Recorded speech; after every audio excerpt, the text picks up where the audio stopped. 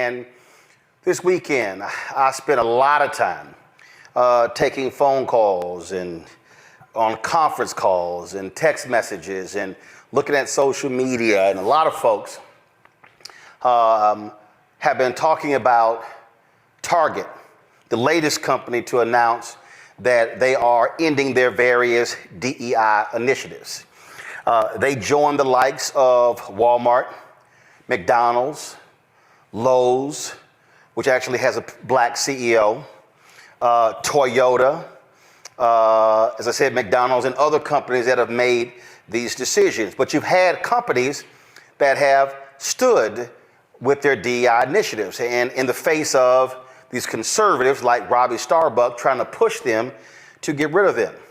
JP Morgan Chase, Delta Airlines, United Airlines, American Airlines, Costco, Apple. So these are the various companies. Amazon has also said they will be pulling back some of their various initiatives. Now, while all of this is happening, African Americans have been responding by saying, what the hell? What's going on? Then, of course, on the federal level, you've got Donald Trump, who is ordering all the federal agencies to get rid of DEI. And so they have made this the linchpin of their week one strategy, and you've seen this happen. You had folks, the Air Force, who decided to pull the teaching the Tuskegee Airmen, and so the conservatives, in their effort to say, oh no, that's not what we meant, so they said, oh no, let's bring that back as if we're going to give you some credit for that. So as a result, this organization called Strike for All, they announced that a boycott of Target beginning February 1st. And so you've seen the social media posts they have been loading, talking about boycott Target. And as a result, people have been saying, that's right, that's the move, that's the way to go, that's what we need to do. This here, when it comes up, this is, one of the posts on social media that they posted, and it says, only by minority owned.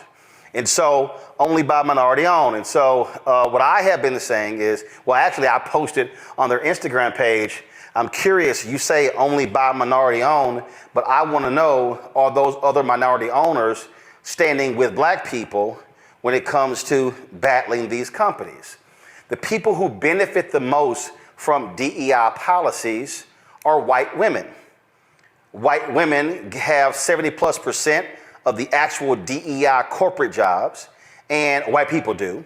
And white women, when it comes to minority contracts on the city, county, state, federal level, they get more contracts than anybody else. So if we're talking about, fighting for minorities and women, I need to know where's the National Organization of Women. I need to know where's the Women's Chamber of Commerce. I need to know where are all these women's organizations that largely serve white women. I need to know where are the Hispanic, Latino organizations. I need to know where the Asian American organizations. Because what I'm tired of black people, the ones who are the loudest fighting for initiatives, and other folks are the greatest beneficiaries. I want to know where are the Indian Americans, where are the Pakistanis, everybody who has been a beneficiary of MWBE programs who is non-black, where you at? Where you at? And so that's critically important for us to say because, again, we are the ones who are constantly having to shoulder the burden, having to do all of the heavy lifting, which I understand because on the federal level last year, Ron Busby, the president and CEO of the U.S. Black Chamber, Inc., he was on last week. And he said on this show that African Americans last year got the highest amount of federal contracts we've ever had, $10 billion a year, but it barely hit 2%. Well, it wasn't even 2%. Yet 78% of all MWBE federal contracts white women get. So where y'all at? So you have this call to boycott Target. And what happened over the weekend was that different companies, different black-owned companies with products in Target was completely blindsided by Target's announcement. Target wasn't even smart enough to notify these black vendors first.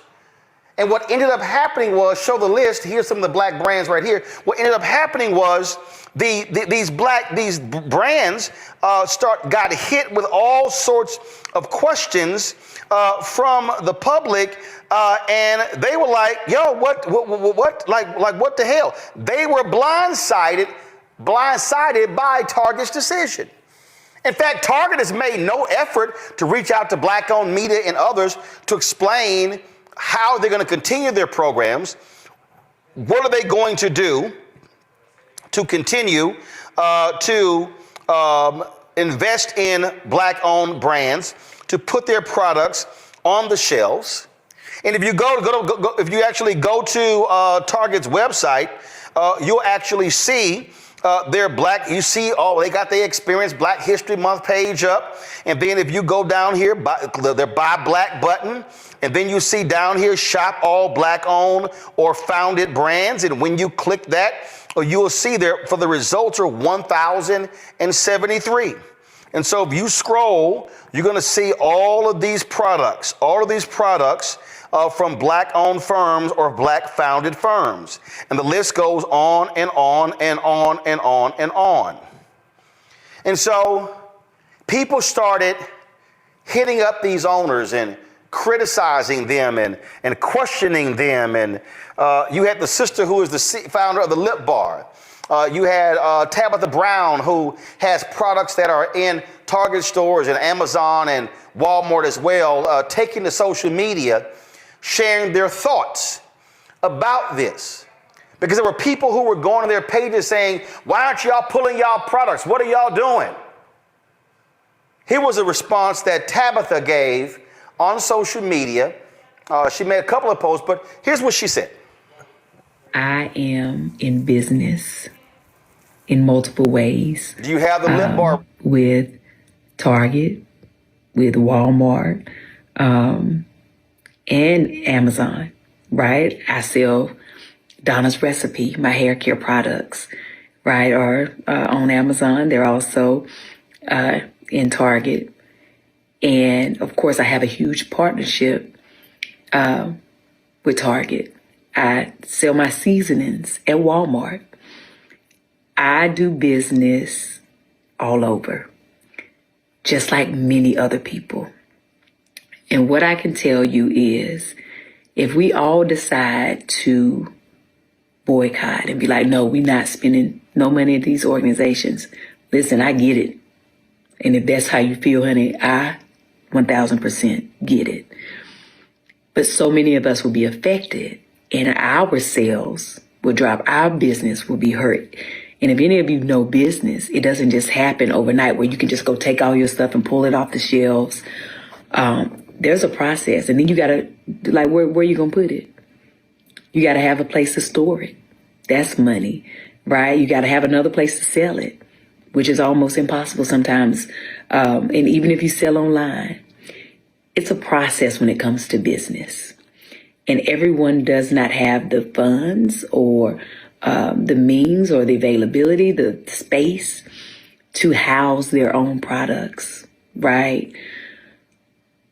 But the thing that concerns me the most, and I want you to hear me and hear me well, if we all decide to stop supporting said businesses and say, you know, I can't buy nothing from there, even the businesses who were affected by the DEI ban, right? What that does is you take all our sales and they dwindle down. And then those companies get to say, oh, your products are not performing. And they can remove them from the shelves and then put their preferred businesses on the shelves. And then what happens to all the businesses who've worked so hard to get where they are? Then what happens, right? Now, I know that something that could solve it is ownership of these big corporations, right? It's a long way to go there. There are amazing companies like the Village Market in Atlanta, right, who support small businesses, and you can go in there and there's some amazing things that you can buy. But it's one store and it's very small. We're talking about mass market. You can't build that overnight. She said, we're talking about mass market. You can't build that overnight. Tabitha's absolutely correct. And as I said, Melissa with the Lip Bar, she has posted a number of videos on her Instagram page, and she's posted the latest one, talks about selling out. So I want to deal with these black firms first. And I want to try to be as nice about this as I can. If you are on social media and you are calling black-owned companies with products on Target shelves, and you're calling them sellouts and Uncle Toms, and you're questioning why they are not pulling their products, you should shut the hell up. And the reason you should shut the hell up, because you don't know a damn thing about business. Folks, I need y'all to understand something. There are contracts. If they make various decisions, they could be in breach of contract, which means they get sued. They can incur legal expenses. What people also don't understand, especially people who have never been in business, who don't know what an EIN is, who have no idea what I'm talking about. What you don't realize is that when you own a business and you begin to place your products, they might start it in 10, 20 stores. But they might come back and say, we're not going to place your products in 2, 3, 4, 500 stores. You now have to go out and get capital to be able to acquire that inventory that's needed to sell in those stores. So now all of a sudden, here you are, a small owned business, and you might have, let's just say this book here, or my book White Fear. I might have a print run of 5,000 copies. But then when Target says we want to carry you in 500 stores, I now have to print 25,000 or 50,000 copies. Well, they're not giving that to me on consignment. I got to pay that printing company for the 50,000 copies of that book to be able to ship to Target. And so then I'm shipping the product from the printing company to Target, and I'm not actually putting it in my own warehouse. So if some folks say, well, you need to take your product off the shelves, as Tabitha said, where in the hell am I all of a sudden going to place 50,000 copies of a book? Or where am I going to place pots and pans and seasoning or hair care products? That's the thing I think a lot of us need to shut up and not realize you know nothing about business. So stop making a demand of somebody when you do not understand their business circumstances, because there are people who literally have put their life savings into their companies, and they are now having to navigate this whole deal. And some folks may have taken out second mortgages. And so you're talking about literal bankruptcy, losing it all if they make a rash decision. So that's important for us to state, because I've just heard too much ridiculous stuff about what a black business owner should do with their products if folk are talking about an economic boycott.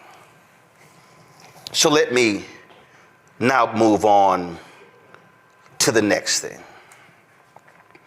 Anybody who has watched this show, you have heard me often refer to Dr. King's sermon, April 3rd, 1968, at Mason Temple in Memphis.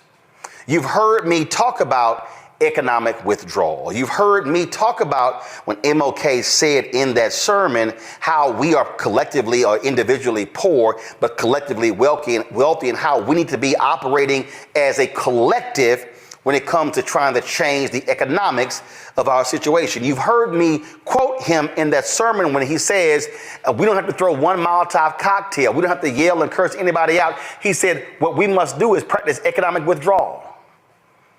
Companies that don't do business with us and don't hire us, we don't do business with them. In the exact same speech, he also said to black people on that rainy, stormy night in Memphis, how we must be supporting black institutions. He mentions buying from black insurance companies. He mentions how SCLC opened a bank account with a black bank there in Memphis. He talked about how we must be doing a bank-in, a buy-in for black-owned businesses. He literally says it in a sermon. See, part of the problem is most black folk have allowed white folk to frame for us who Dr. King was and is. And so therefore, when we talk about his mountaintop speech, all we talk about are the bottom 2 minutes of that speech and not the other 41 minutes and 16 seconds of the speech. That's why most folks listening right now have no idea what I'm talking about, because you don't even realize that that's what he actually said in that sermon. Because at one point he even references Jesse Jackson. He said, Jesse, what do you call it? Economic. He said, redistribute the pain. He said, so far, the black sanitation workers, they're the ones who have been enduring the pain. Now, if we do an economic withdrawal, we must now redistribute the pain. For all y'all who keep acting like Dr. King wasn't a radical, go listen and read that speech.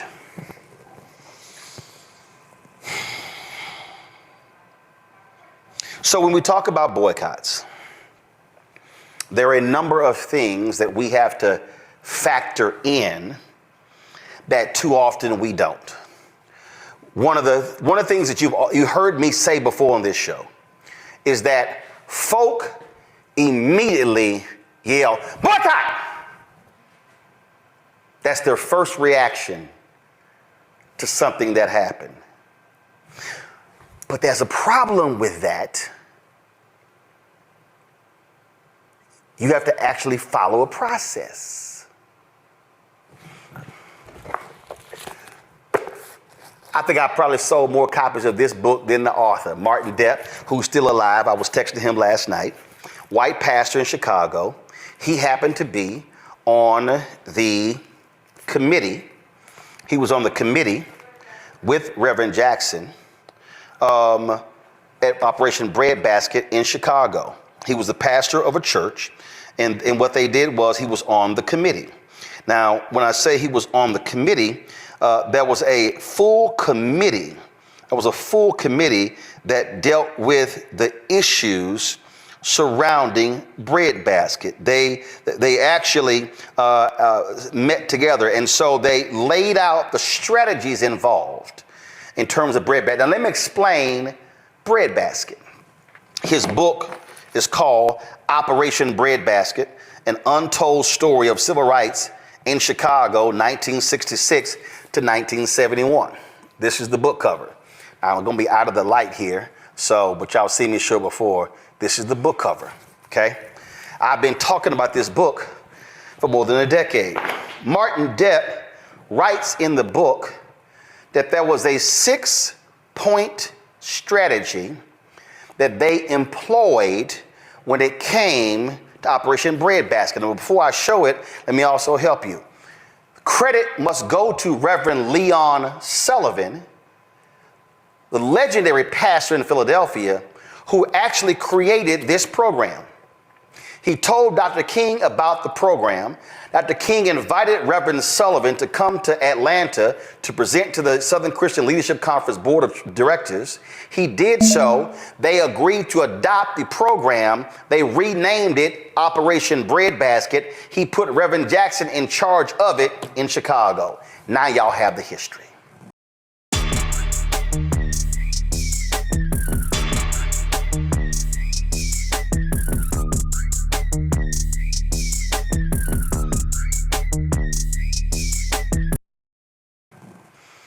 So Operation Breadbasket had a 6-point strategy. Pull those up. These are the 6 strategies. Number 1 was information gathering. Number 2 was committee evaluation. Number 3 was negotiation and education. Number 4 was economic withdrawal. Number 4, y'all.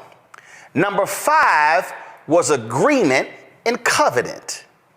Number 6 was monitoring. Now let me unpack that. First and foremost, when they saw that was an issue, they went to said company and they sent them a letter and said, we need this information. How many black employees do you have? What do you do with black-owned businesses? Do you put any money in black banks? There was a list of things that they asked for. And then the company could either respond to the request or the company could ignore the request. And so if the company responded to the request, then the Operation Breadbasket Committee then evaluated what they got back from the company. And then once they did that, they went through what is called negotiation and education. Now, in negotiation, what they would do is they plotted everything. They would go into the meeting and they would sit here and say, okay, your job is to pray. Your job is to agree with nothing. Your job is to calm him or her down who doesn't agree with everything. And your job is to be the level-headed one. Everybody had a role to play in the meeting. So they would go into the meeting and then the company would either, no, we ain't doing that, or yes, let's move forward. If the company said, yes, let's move forward, they would skip to number 5. They would have an agreement with the company, establish a covenant bond, no different than David and Jonathan, a covenant, okay?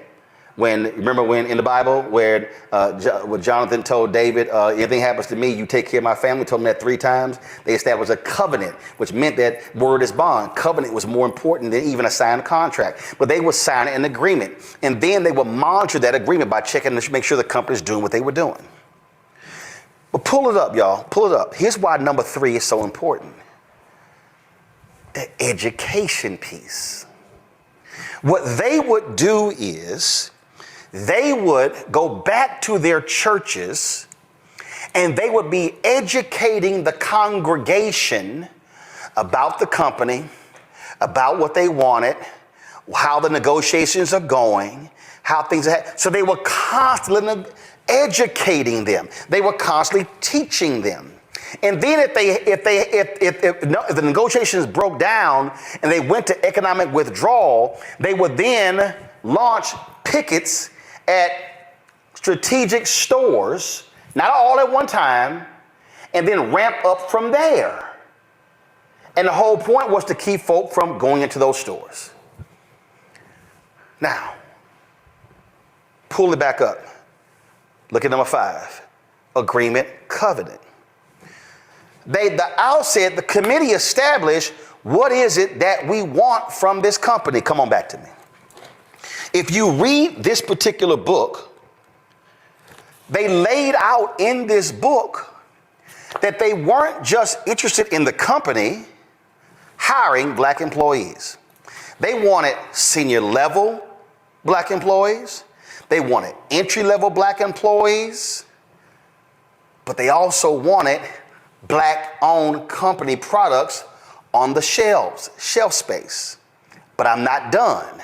They also wanted that store to put money in black-owned banks. I'm not done.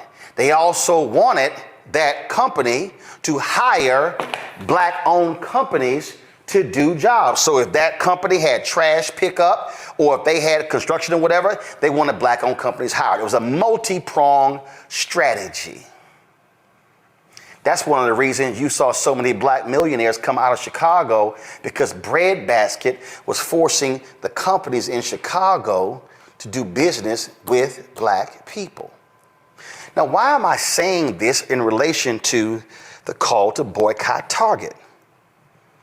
Here is what I have not heard from any of the people who are yelling, boycott Target. What's the end game? What is it that we're asking Target to do? I get boycott, but what do we want? Are we saying, Target, if you do not recommit to spending $2 billion a year with black businesses, y'all, and that's just not people at the shelves. That's actually everywhere. That's catering companies, limousine companies, black-owned advertising, black-owned media advertising. That's the whole deal, doing business with black people. Target had announced they're going to spend by 2025 $2 billion.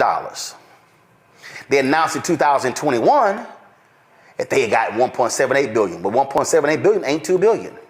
That's $220 million before you go. So,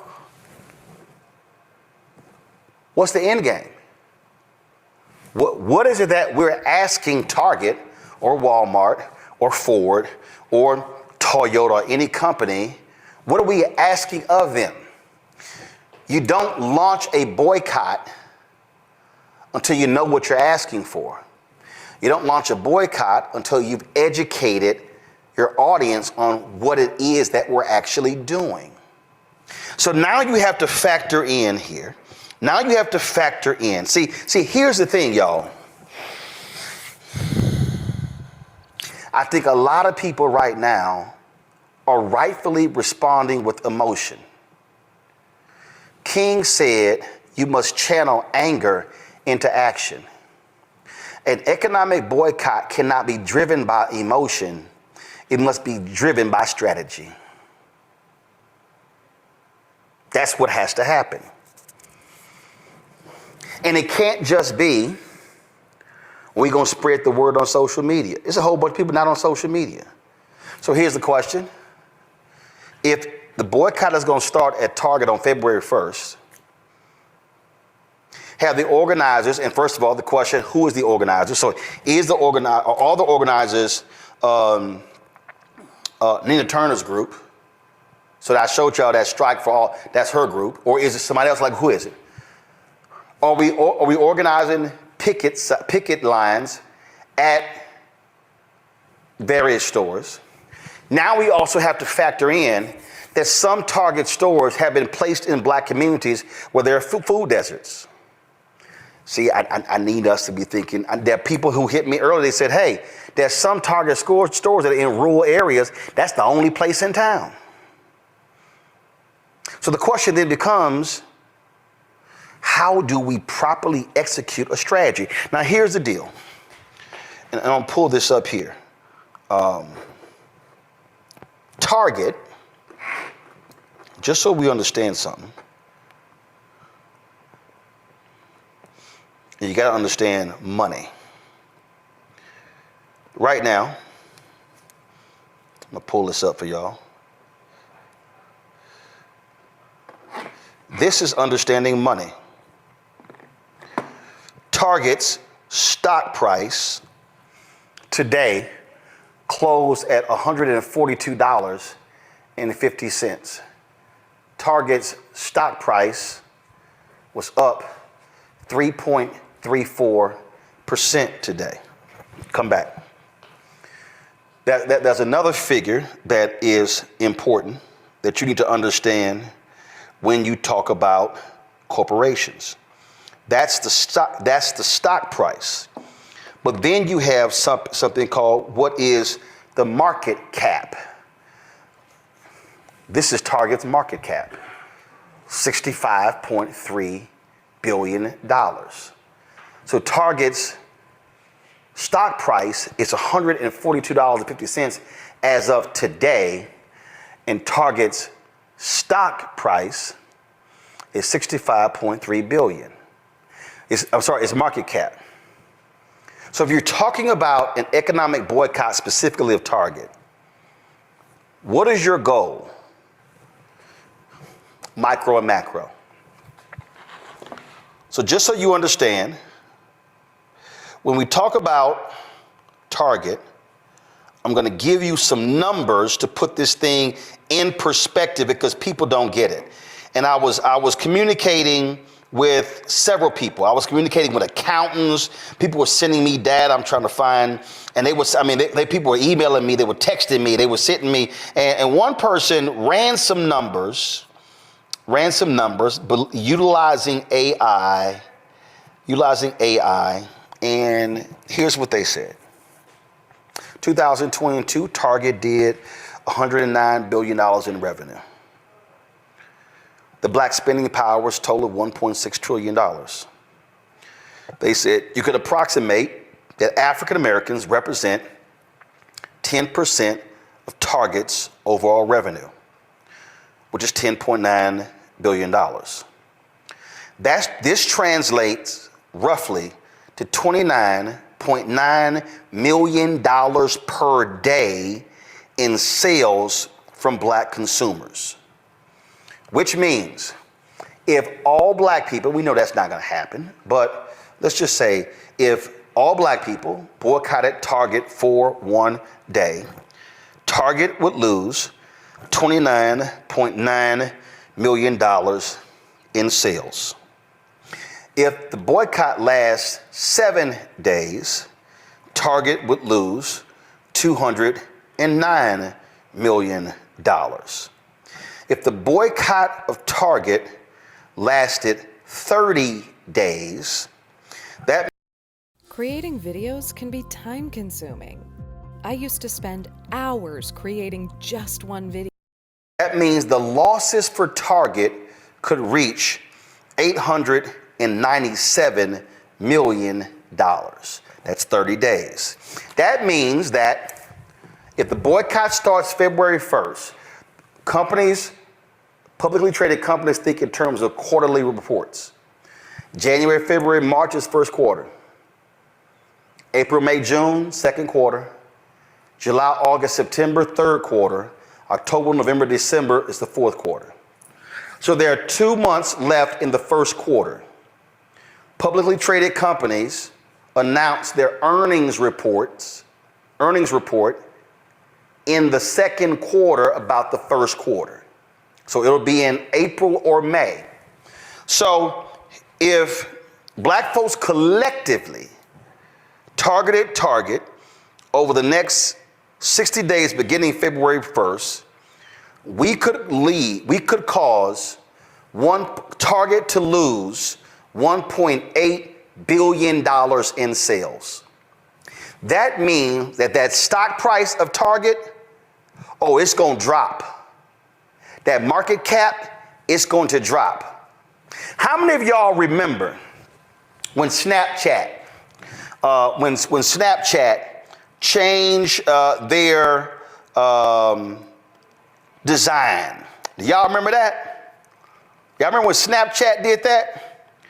Well, a lot of folk forgot how influencers can change the game. Well, I never forgot that. Go to my iPad. Rihanna went on social media and she ripped the changes made to Snapchat, which caused Snapchat to lose $800 million in its stock price. Rihanna by herself, the singer, posted a statement on Instagram eviscerating the app for making light of domestic violence. Y'all, the value of Snapchat went down by $800 million after Rihanna did that. So what then happens? If black folks have a sustained boycott of Target that's ramped up, we could potentially cause Target to lose $500 million to almost $2 billion. And let me tell y'all something. If a company does $10 billion a year in revenue and they lose $1.8 billion, I can guarantee you there will be changes. Ain't no company trying to lose that. Now, here's what's crazy. The reason these companies are ending their DEI strategies because white conservatives have been threatening them with economic boycotts. Robbie Starbuck, go on social media. He's been I'm gonna expose these companies for their woke policies, and these companies are freaking out. Target is freaking out because when the evangelicals, when the hard right-wing conservatives went after them for their LGBTQ displays, guess what that did?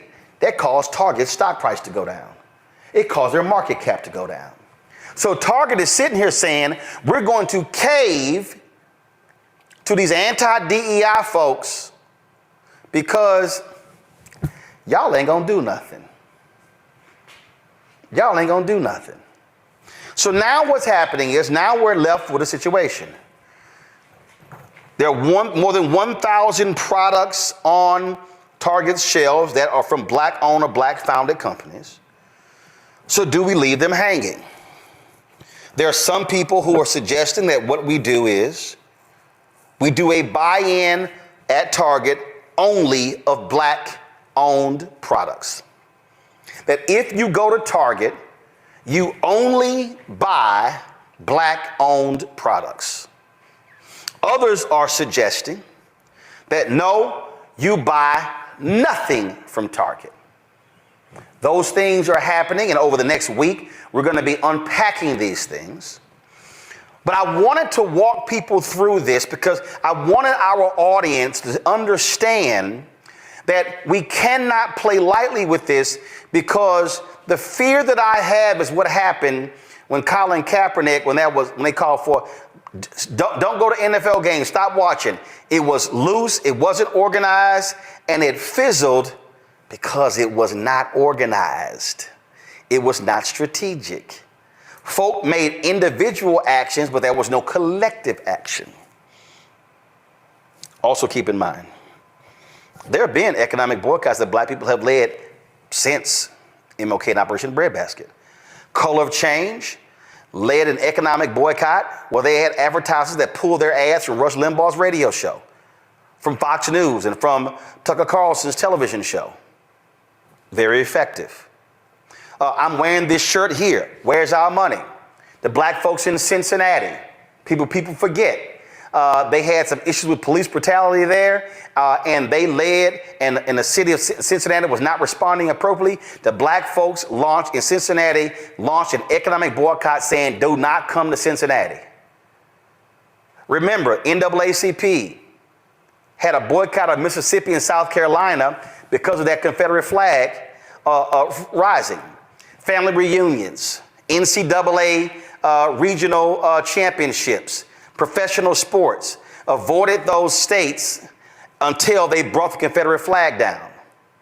Those things were done because of collective action. And so what I want us to do, I want us to be not emotional. I want us to take our emotions and channel our emotions into strategic. I want us to do this here. Pull the black businesses up. If you say, I'm sorry, Roland, I am going to make the decision that I am not going to go into a Target, fine, but I need y'all to go to their websites. I need you to buy direct, because here's the thing I need you to understand. If you buy direct, you're actually increasing their profits, because by buying direct, they don't have to share with Target. I talked to one of the black owners last night, and you know what she told me? She said, Roland, during COVID, a lot of people for 3 months bought our product.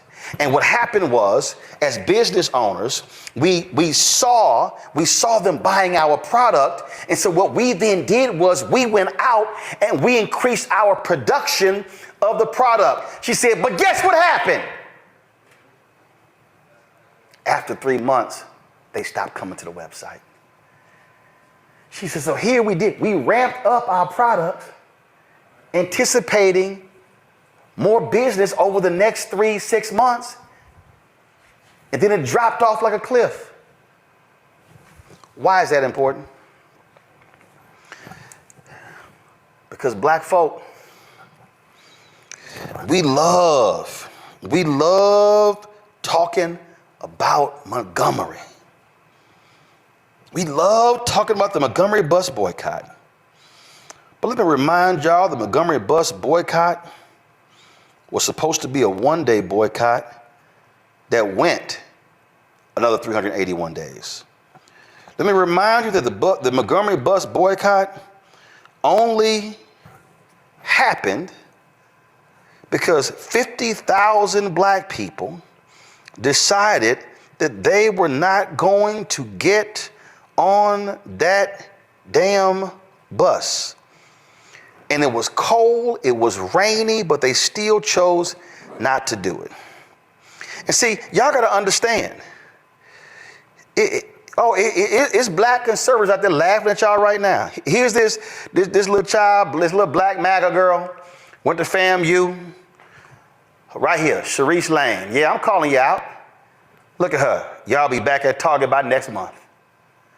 Look at the Pastor Darrell Scott, another Trump MAGA. You mean next week? I've heard some others say it. Y'all ain't gonna do it. It ain't gonna last. This stuff ain't gonna work. It ain't gonna. We heard all that. That will only come true if we do not do what King said, which means operate as a collective. What they have to say will come true if it means that what we do is that we do not have sustained action. What I mean by sustained action is, pull the list back up. What I mean by sustained action is if you wear lipstick, stop buying it from MAC. Stop buying it from Sephora. Actually, go to thelipbar.com. Black Opal. Is it Black Opal? Desiree? I mean, buy Black Opal. If you're looking for wine, Vieri wine. If you say, you know what, I want water, right there. Drink watermelon water. Honey Pot. Now, Bevel was black founded, but it's now owned by Procter & Gamble. But figure out the product that you want to use and then say, I'm going to buy just that product. You like some mambo sauce? Go to shopcapitalcity.com. You want some muffin cakes? Go to littlemuffincakes.com. But what has to happen is we cannot do that once or twice. We have to create a state of mind where we are sustaining the action. The reason economic boycotts have failed is when the people did not continue doing it. We love to talk about, and I'm being very serious right now. We love talking about, man, we got to buy black, man, we got to do a black buy-in, man, we got to support black-owned media. And I can't tell you how many people who called me for favors always talk about, oh man, we got to support black-owned media. Then I call Keenan and say, check their name to see if they name it on the list of donors.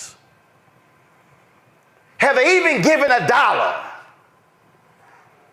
And the answer is no. So you can't sit out there and talk about, man, look what Target did, and man, we got to boycott. Were you buying any black-owned companies' products? Do you do it on a consistent basis every month, every 3 months, 6 months, 9 months, a year? This is not a moment to be, man, all this stuff Trump doing, all this stuff the MAGA's doing, all this stuff they doing, man, we gonna have to do what we did during Jim Crow. But what you gonna do? How are you spending your money? How? See, y'all don't. Let me explain something to y'all. I've hired black folks, white folks, Latinos, it don't matter. I've hired folks to do work. But I'm intentional when I'm talking about how do we expand the pie. See, I don't need an official DEI program. Because when you do the right thing, you do the right thing.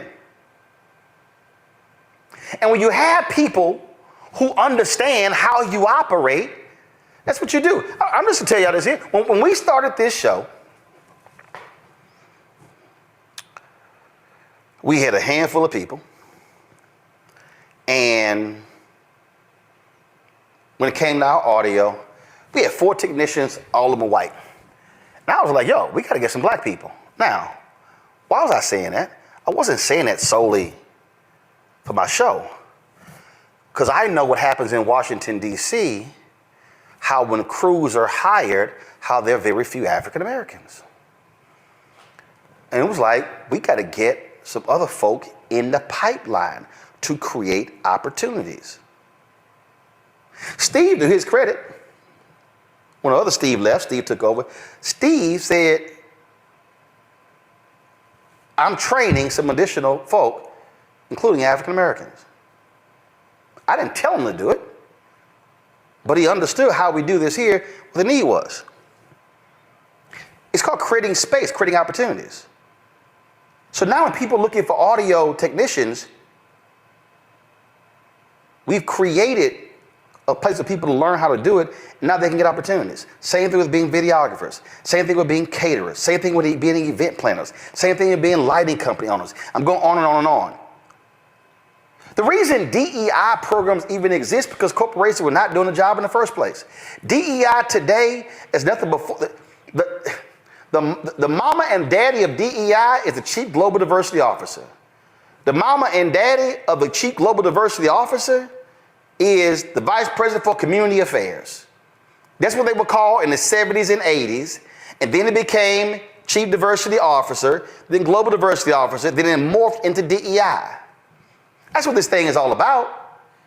And see, I am not interested in DEI programs returning where 75% of the people with DEI jobs are, frankly, white women.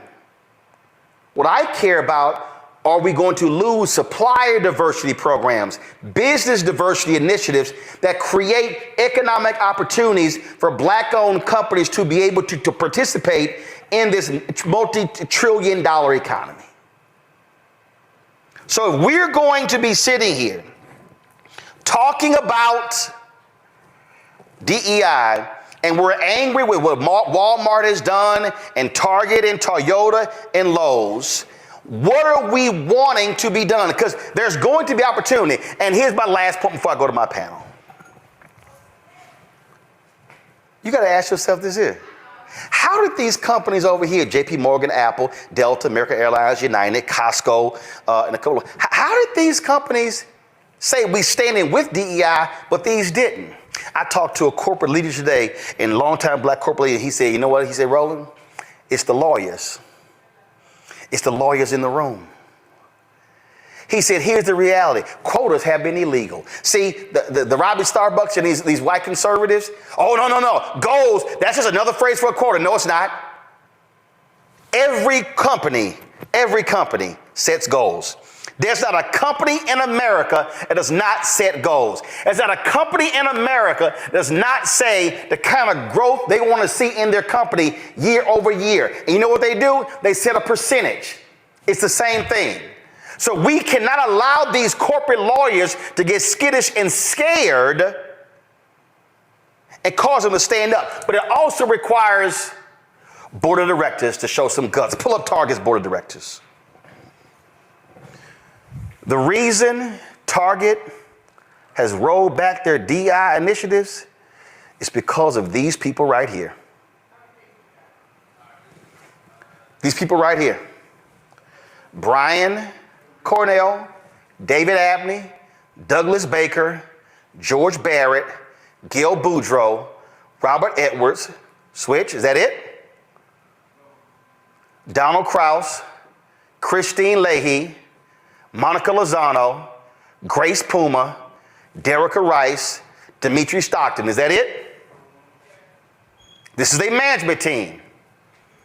Katie Boylan, Brett Craig, Kiera Fernandez, who I called today, hard as hell to reach her, couldn't reach her. Michael Fidelki, Rick Gomez, Christina Hennington, is that it? Melissa Creamer, Jim Lee, Gretchen McCarthy, Lisa Rose, Jill Sando, Mark Schindel, keep going. Kara Sylvester, Amy Tu, Pratt Vimena, Matt Zabel. I just showed you the board of directors and the management team. They are the ones who decided to roll back DEI. They need to answer why. How is it you, Target? How is it you, Walmart? How is it you, Toyota, Ford, Lowe's? How is it that y'all don't have the guts to stand up for inclusion, but other companies have? What's the difference? And if y'all want to get rid of the DEI program, but you still say we're committed, Target, to the $2 billion a year to black products, show me how. Folks, what we have to prepare for, and I've been warned, I've been screaming this for years. I've been saying this to civil rights leaders. Stop playing around. This thing is coming. I say it in the aftermath of George Floyd's death, that this third reconstruction needs to last at least 20 years. Do not pull your foot off of folks' neck. But I'm going to tell y'all right now, our civil rights organizations, they did because they got too many corporate checks. And they got comfy and they got comfortable. What we need to understand is that MAGA and the right, they want to destroy the entire civil rights infrastructure.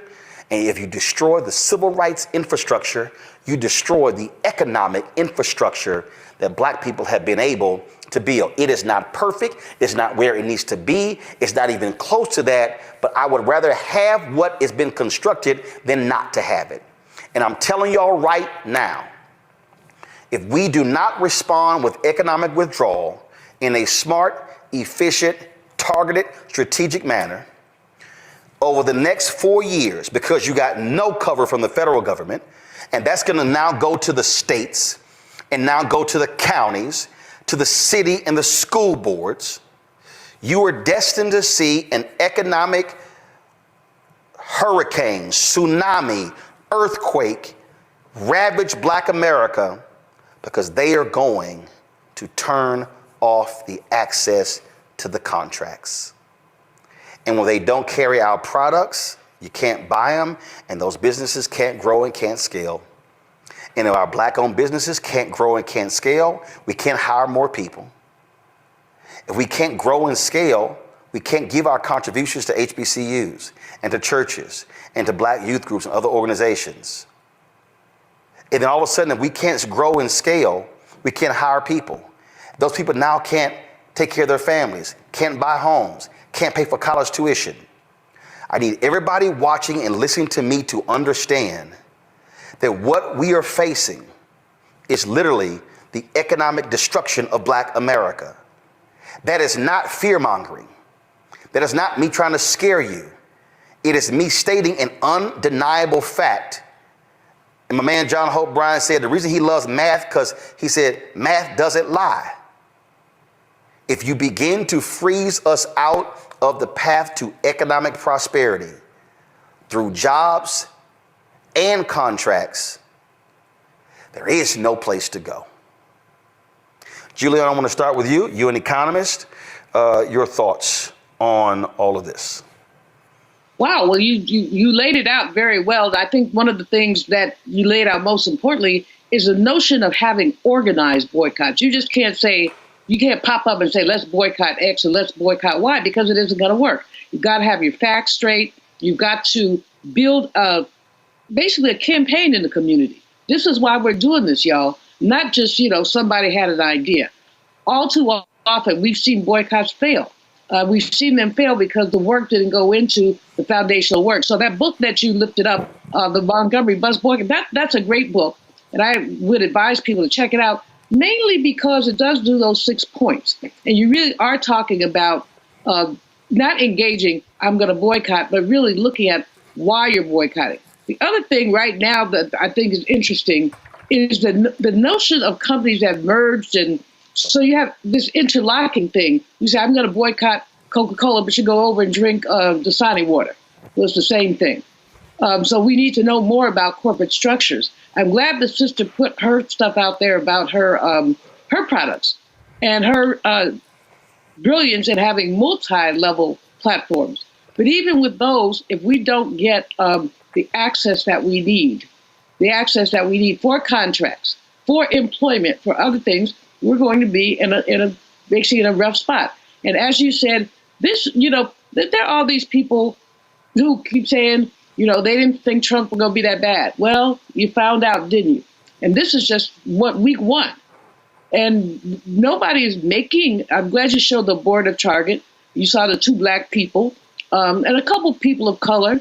But, everybody brown ain't down. And all of them are not necessarily affected by withdrawals from DEI.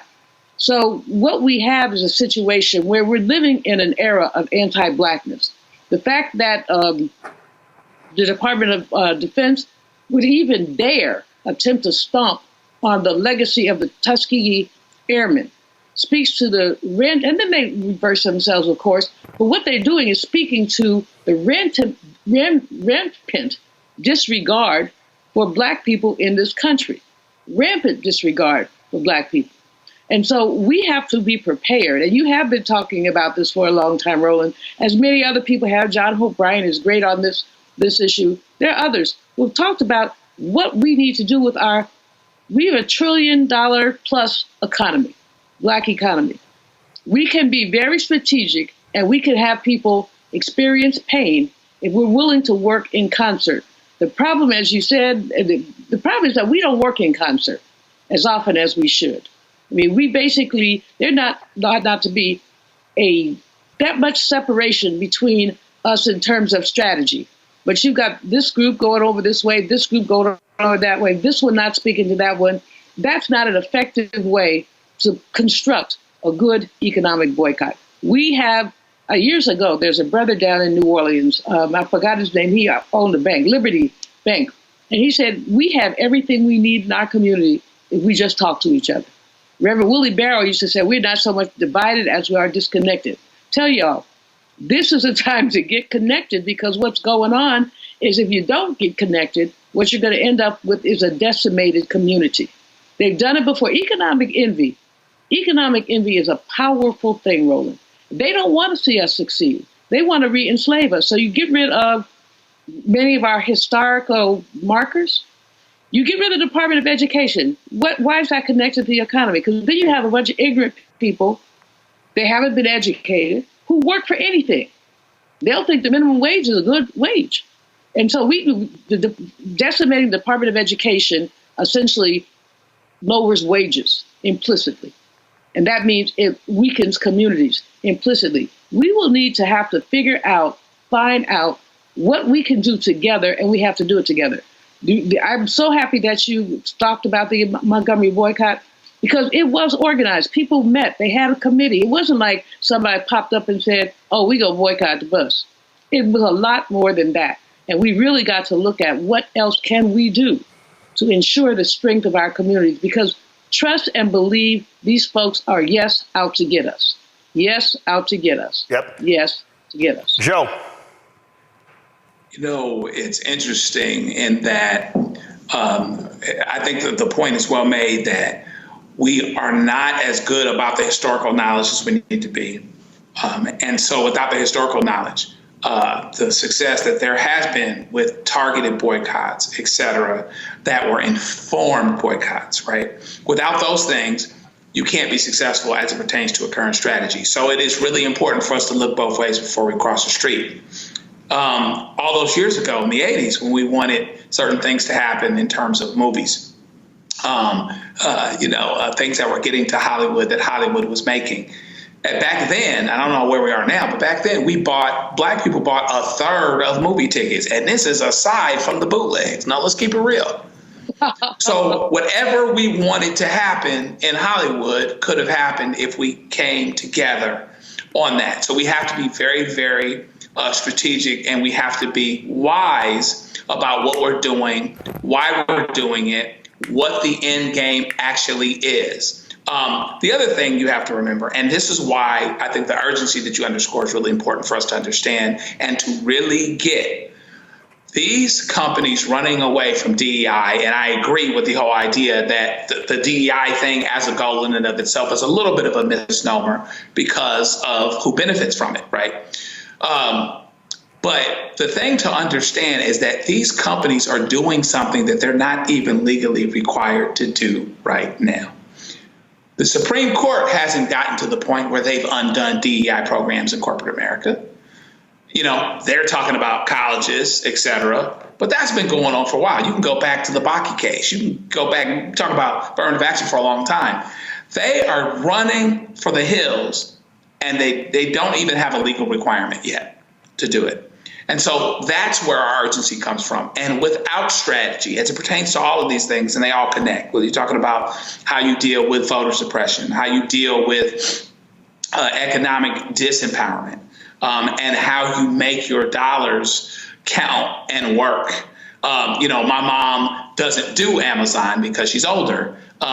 She'll have me do it, or she'll go to Walmart or Target herself, which means that with a lot of our consumers, social media is not going to do it. So you got to be able to be strategic about what we do, why we do it, and what the end game is, because the things that are happening right now are not even legally required to be happening as it pertains to what these corporations are doing. They're not even required yet, but they're scared of something. So let's get to a point where they're just as scared of an economic impact on this end, and then maybe we can start making some progress. I'm a Congo. Well, the question is, why are they saying this, right? Because you have the organizations, you know, the Walmarts and the like, and those ownerships who are committed to Trump. But I'm thinking about like a Target, and I'm thinking they didn't even have to announce anything. Kind of going off Joe's point, right? Like they didn't even have to say anything at this particular point. So I don't even know if it's about a scare thing or if these organizations are emboldened to do what they didn't feel like to do what they've wanted to do all along. Dr. King talked about people believe in Black liberation on an installment plan, talked about Reconstruction ending, talked about the civil rights movement, where people say, like, we've given you enough rights and now we're stopping. You talked about coming out of the George Floyd murder, we needed to have a Reconstruction lasting another 20 years or so. And now we see that it's closer to like 3, like 2.5 and the like, because of diversity fatigue. This is what we're seeing in these organizations. And so since Trump is emboldened to say stop all DEI, many of them are feeling emboldened to say the same thing. The way that we can be so successful is going back to one of your first points you said, Roland. What other organizations, what other groups of people, non-Black groups, are going to be down with this? Because the fact of the matter is that when you look at it, there are more of us collectively, numbers-wise, than there are MAGA people.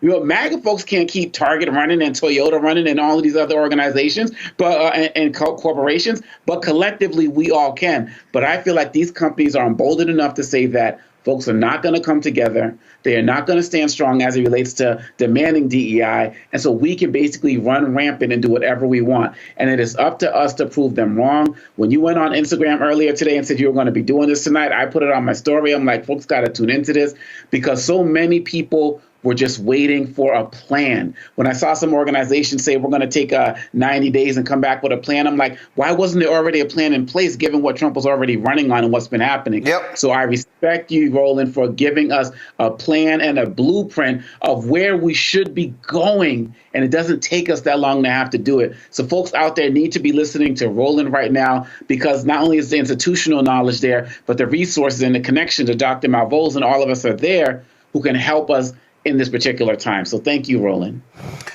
Folks, this stuff is real. If you want to understand, and this is, y'all, education is so important, get Martin Depp's book. And I'm telling you, I know I've sold more copies of this man's book than he has. You can see how my book is worn. And the reason this is important because he literally details with the minutia, the actual forms, the data on how they target companies. And one of the things that he said in the book was that the greatest mistake that they made after they had those covenants, they didn't have enough people to monitor them. So what happened is they ended up making deals, but they didn't follow through to make sure they actually got it done. The book is called Operation Breadbasket, an untold story of Civil Rights in Chicago, 1966 to 1971, by Martin Depp. And that is so important to get that book, because the mistake that I think that we continue to make and see is that people love to comment on speeches and events and things along those lines. And what they don't do is they don't take the time to go in depth and to understand the strategy. They don't take the time to say, okay, how was this constructed? How was this done? How did they do it? Which gives you, frankly, the blueprint to then begin to follow. How did Color of Change do this? How did they get these advertisers to stop advertising on Rush Limbaugh's show? How did he get it? How did they get it done to stop? See, this is what has to happen. We've got to be operating in a constant state of information and education, and that, for me, I think is just our biggest struggle, is that we aren't doing that. And so I want us to do that. I want us to look at the data. I want us to look at how do we do this. I want us to look at how they achieve these things, because it's there. And look, I'm gonna tell you, but the onus also has to be on people who are watching. I spent a lot of time trying to educate our people on what was happening in the advertising business, and how black-owned media was getting screwed out of the money, and how black-owned media was not able to get the dollars. I mean, look, I laid these things out, and you know what? If I commented on something else that really wasn't that big of a deal, oh, trust me, I would see the likes and everything. But when I was talking about the money, folk were not listening. Neutrogena Collagen Bank SPF Moisturizer. Stronger collagen, plumper, and glowing skin. I reached out, because for me, I'm always looking at the strategy. This is a photo of me and Martin Depp at Rainbow Push when they announced Freddie Haynes. We were going to try to get him on the show. He said, listen, I'll move that fast. So I hit him last night. I want to get him on the show today. So Carol's going to try to work, because I think it's important us to hear from the people. Tomorrow, well, I forgot, one of y'all mentioned Montgomery bus boycott. I'm going to bring in my book of the sister who folks don't give any credit, because I want to explain to people the strategy of the Montgomery bus boycott. Because again, we cannot have folk running around talking about let's boycott Target, boycott these companies, if we don't understand the strategy, how they kept them together, how they planned it, how they organized it. All of that gives us, again, something to learn from today to move forward. And so that's what we're going to be doing all week. And so we're going to reach out to the folks with the strike organization, because I want to ask some questions I want to ask of them. I was talking to a pastor today, and they are organizing something different, where it's going to be, they're not calling it a boycott of Target, but they're calling it something else. So there are multiple things that are happening. But I do believe this. What Dr. King said, I agree with him 100%, when he said we must utilize economic withdrawal when it comes to these companies.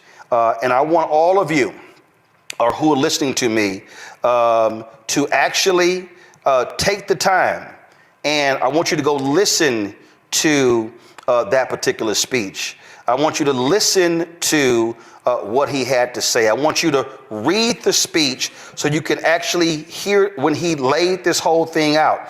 Because I'm telling you, every time I talk about this here, people think I'm crazy, and they go, man, I never heard any of that. And so what we'll do tomorrow is we're going to play that part where he talked about economic withdrawal, and we're going to play the part where Dr. King talked about how we need to have collective action, how we must have unity in order to make it happen. And so that's what we're going to do. And so, y'all, this is why we don't waste our time with gossip and Real Housewives and all that kind of stuff, because there's enough of that mess out there in Black America. This is real. We're talking about billions and billions of dollars. Let me say it again, y'all. The federal government spent last year more than $600 billion on contract and services. Just the federal government. Black people got 10 billion of the 600 billion. In this space alone that we're in, media, almost 400 billion is spent every year on advertising, and Black-owned media gets 0.5 to 1%.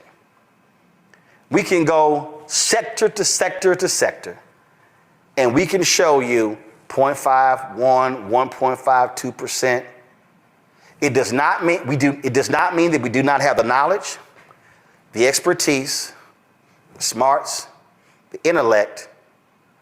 What we have not had is the opportunity to be able to access and show what we can do. And in America, if you want to understand America in a nutshell, only in America can you go from an esteemed, retired, 4-star general who was the Secretary of Defense to a Fox News host who's a white guy. That's America. And that's what we up against. Where they call the black guy 4 stars, led troops in command, a DEI hire, where they call an accused drunkard a great choice. That is America. That is America. Joe, Julian Omakongo, I appreciate it. Thank you so very much. Folks, the work that we do is critically important. Your support is critically important for us to continue doing the work that we do. All of this costs money. All of this, the ability for us to travel around the country costs money as well. And so when you donate to this show, you are helping to propel a Black-owned media news and information network that, again, nobody else is doing. What I have just laid out for you in the last 1 hour and 15 minutes, you're not seeing this at Essence.